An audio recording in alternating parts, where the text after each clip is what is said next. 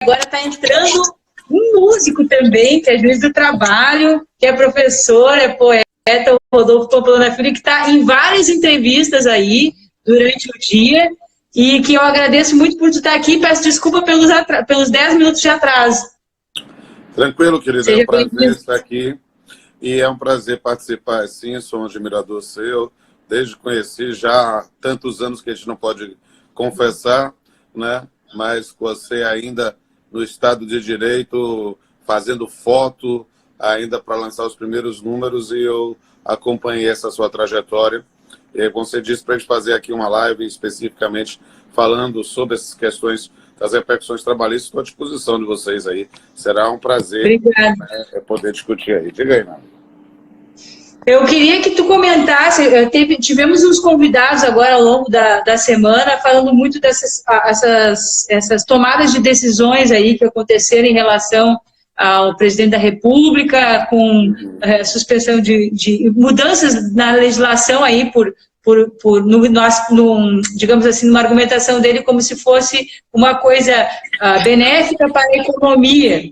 E um dos argumentos foi de uma advogada trabalhista que esteve ontem conosco, falando sobre a questão da falta de diálogo na tomada dessas decisões com as representações de sindicatos enfim, dos movimentos que são representativos da categoria dos trabalhadores, né? Aqui esse problema é coletivo, não é de um lado só. Então, como é que poderia ser feito, como na Bahia está sendo tomadas atitudes aí do Tribunal Regional, a gente sabe que tem uma diretriz da Corregedoria Geral do Tribunal do Trabalho, que é da Justiça do Trabalho, que é pelo ministro, agora a ministra, eu não me lembro quem é que está na gestão, mas o ministro passado era o Lélio Bentes, agora é outra gestão, mas a Corregedoria deu algumas orientações, e eu queria que tu comentasse essas decisões, na tua perspectiva, o que tu avalia dessas repercussões que aconteceram e como é que está acontecendo os procedimentos dentro da Justiça do Trabalho aí em Salvador? Bem, na verdade são várias questões nessa sua provocação. Então, nós podemos falar sobre vários assuntos aqui nesse momento. Primeiro, especificamente, falar sobre as diretrizes governamentais. As diretrizes governamentais, nesse sentido, né, não se pode, perceba, não é da noite para o vinho e não é nem mesmo uma pandemia que vai fazer com que uma diretriz do governo, que nunca foi de dialogar com os movimentos sociais ou com nós, vá fazer isso agora. Então, esperar isso do atual governo não é, digamos assim, alguma espera que vai frutificar muito. Não. A gente tem que pensar especificamente sobre a diretriz, sobre o que veio. E nós temos aí algumas questões que são extremamente importantes. E aí, independentemente de crítica ao governo, é muito difícil falar bem dele, mas vamos tentar compreender especificamente a MP 927, que veio segunda-feira, e a MP 928 da terça. Então, vamos explicar cada um desses aspectos. O que é que nós vemos? Nós vemos hoje um momento de pandemia, um momento que é de cautela, que se determina um isolamento. Desde a Lei 13.979 já há essas previsões específicas sobre isolamento, quarentena e a própria afastamento médico para quem tiver. Então, nesse ponto, nós temos uma situação que gera uma repercussão social e econômica enorme. E aí, o que é que nós temos que trabalhar dentro dessa questão? Perceber que o sistema brasileiro, muitas vezes, acaba estimulando alguma coisa que é uma canalice, que é a extinção do posto de trabalho sem nenhum tipo de retribuição. Então, é preciso pensar que a ideia é de preservar o posto de trabalho como fonte de subsistência. O governo, na MP 927, trouxe um respaldo normativo para algumas práticas que já se estão aconselhando desde antes da sua edição, como antecipação de férias individuais ou coletivas, compensações de feriados, a questão de um estímulo ao banco de horas, estímulo ao teletrabalho. E aí, independentemente da simpatia ou antipatia a cada uma dessas modalidades, o fato é que a MP, no grosso, ela, na verdade, respalda algumas políticas ou algumas sugestões que estavam sendo feitas para tentar amenizar uma situação que ninguém possa ficar iludido de achar que vai sair incólume. Não, todo mundo vai perder. Então, fazer de alguma forma que mantenha, pelo menos, o posto de trabalho como garantia de subsistência.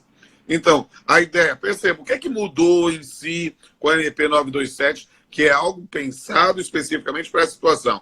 As férias coletivas podem ser feitas sem aquela previsão dos 15 dias, né? As férias individuais sem a ideia da antecedência dos 30 dias, o pagamento, lá menciona-se apenas para as férias individuais, mas talvez é algo que possa pensar para as férias coletivas, pode ser feito até o mês subsequente, o valor equivalente ao salário e o terço constitucional até 20 de dezembro, ou seja, com a segunda parcela do 13º.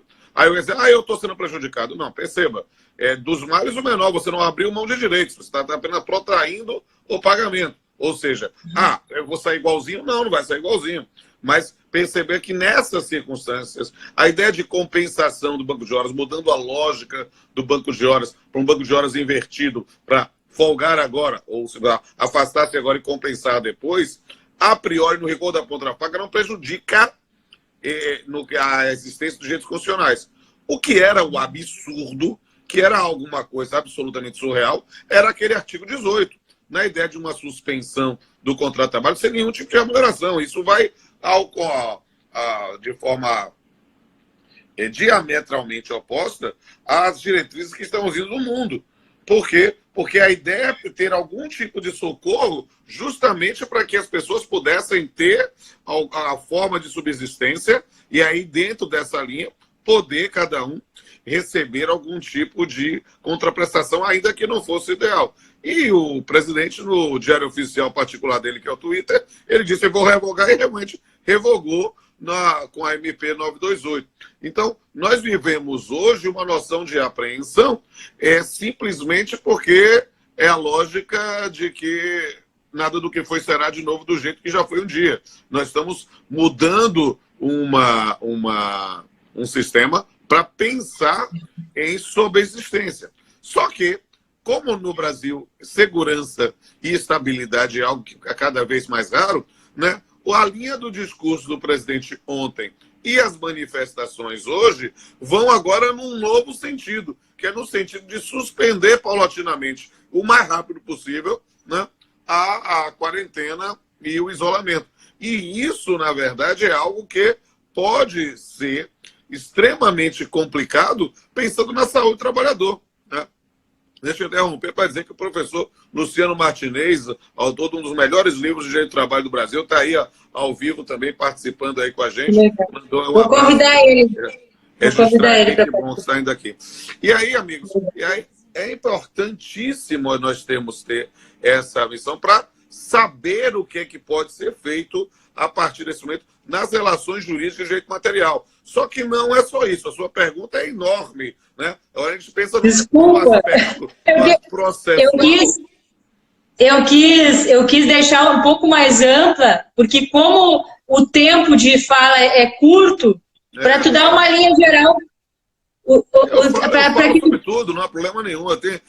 Como eu estou isolado, eu estou basicamente hoje fazendo lives, contribuindo para o cidadão. Quem tirar dúvida, para mim, vai ser muito importante. E aí o que acontece? Do ponto de vista processual, nós temos o aspecto micro da atuação em cada unidade jurisdicional e o aspecto macro nas recomendações do CNJ e do CSJT. O atual corregedor é o ministro Luiz Felipe Vieira de Mello Filho, que eu tive a honra, inclusive, de fazer um aniversário com ele, exato, né? E é alguém que tem atuado nesse ponto com muita frequência, é um juiz muito sensível do ponto de vista social, né? Mas a lógica que vem dos tribunais superiores é a lógica do próprio CNJ de suspensão dos prazos, nesse momento até 30 de abril. Né? Mas perceba que isso veio da semana passada para cá. Pode ser que de essa semana, dependendo da diretriz que venha do Poder Central, possa haver uma mudança. E os tribunais têm afastado isso. Mas o que é que nós vemos? E eu digo com muito orgulho, eu estou no Justiça do Trabalho desde 1992, como juiz desde 1995. Então, eu posso dizer que eu sou mais um menino prodígio, já sou alguém da velha guarda, no máximo um coroa simpático. E aí, o que eu posso dizer sobre isso? Dizer que a perspectiva, eu tenho muito orgulho dos meus colegas juízes do trabalho, que dentro desse ponto tem tentado amenizar a situação. A gente não está podendo ir para o seu trabalho, a gente não somente despacha pelo PJL, pelos sistemas próprios de cada tribunal, mas também estimula, exorta as soluções negociadas, né? Nós estamos discutindo hoje a discussão especificamente sobre a questão da cláusula penal de acordos e impossibilidade que não se possa cumprir. Nós estamos discutindo a própria noção de realização de audiência por WhatsApp para busca de tentativas de conciliação, né? A tentar aproximar as partes. Eu fiz isso e eu quero pedir para cada um dos nossos ouvintes nesse momento, dê uma olhada nas minhas redes sociais, especificamente no meu Instagram, R. Pamplona Filho, e meus 2 canais no YouTube, o canal Pamplona e o canal Papiando Pamplona. Se inscreva lá, clique lá no sininho para receber as notificações. Estou postando todo dia material novo. E aí, qual é a ideia? A gente fez uma campanha outro dia, eu disponibilizei meu e-mail pessoal, o telefone, que a gente já direcionou para o telefone do celular do diretor, para que qualquer advogado que tivesse algum processo lá na nossa unidade jurisdicional, que tivesse a possibilidade de liberar o vará, alguma coisa, cumprir algum valor, a gente entrasse em contato, que a gente ia passar na frente. Porque a gente tem que pensar hoje no cidadão, né? No cidadão o jurisdicionado, no cidadão advogado, para poder ter algum tipo de, digamos assim, se não temos uma compensação, pelo menos um lenitivo para essa situação complicada. Espero ter dito tudo. Eu adorei a tua participação e eu gostaria de que tu deixasse uma mensagem final e, se não der para ser semana que vem, mas na outra, de repente, como tiver a tua agenda, tu voltar e trazendo, porque como está muito dinâmica, a gente não sabe o que vai acontecer, então sempre vai ter alguma coisa para sempre vai ter, e até vai ter o teu lado artista também, que é um lado que te faz uma pessoa muito sensível. Acho que, na verdade, assim, a sensibilidade já está contigo, mas ela aflora ainda mais. Vejo pela maneira que tu procura, de forma dinâmica, né, tá sempre utilizando as redes, ou criando música, ou fazendo a banda, ou fazendo poesia, que eu me identifico muito, e porque acho que a gente precisa sensibilizar as pessoas de que elas têm que ter um protagonismo, têm que exercer os seus direitos, e esse diálogo que a gente está, mesmo a gente não conseguindo se ver pessoalmente há algum tempo, que eu não lembro quando que foi que a gente se viu, mas a gente eu tenho sempre boas lembranças, boa referência, não consigo acompanhar tudo que tu faz, porque é muita coisa também, mas eu sei que a gente está nessa sintonia. E uma coisa que eu queria já te convidar, nós vamos fazer como se fosse um diário de isolamento dessa conversa com afetos, e daí a ideia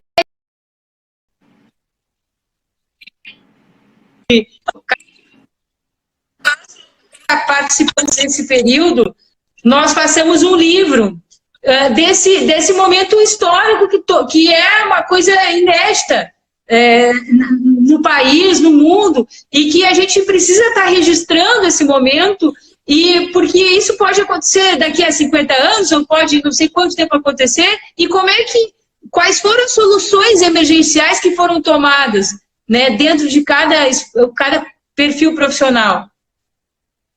Verdade. Bem, a gente pode participar, será sempre um prazer estar acompanhando cada um de vocês, dizer aqui, eu quero registrar a presença aí da professora Juliana Costa Pinto, fiz uma live sensacional com ela e o professor Thiago Dória, estão aqui participando também, e se eu tenho que deixar uma mensagem final, quero falar algo que eu disse lá também na live com ela. Ora, nós vivemos um período complicado, um período em que se discute revogação de direitos ou modificação de sistemas. E o que a gente precisa saber? Que o único direito verdadeiramente inalienável é o direito de ter esperança. E dentro dessa linha, eu não abro mão da minha esperança. Água mole e pedra dura tanto bate até que acabe a água, então eu não deixo a minha água acabar. Nós precisamos juntos construir uma sociedade diferenciada. A Larissa está perguntando assim se vai crescer os processos. É possível sim, mas a gente deve exortar sempre por soluções negociadas. Deve buscar, cada uma delas, formas para tentar obter o resultado. e aí eu sei que eu já tenho que terminar, então eu sei que é tempo curtinho, e você quer que eu recite, que eu cante, que eu faça alguma coisa, eu faço, não tem problema. Faz, você quer fazer? Então, Quer fazer? não vou cantar nem música da minha autoria, vamos cantar uma coisa mais antiga, da minha idade, para o pessoal pensar assim na despedida, que está construindo nossos próprios caminhos. Vai em inglês mesmo, vamos ver se eu consigo puxar o tom. And now the end is near, and so I face the final curtain.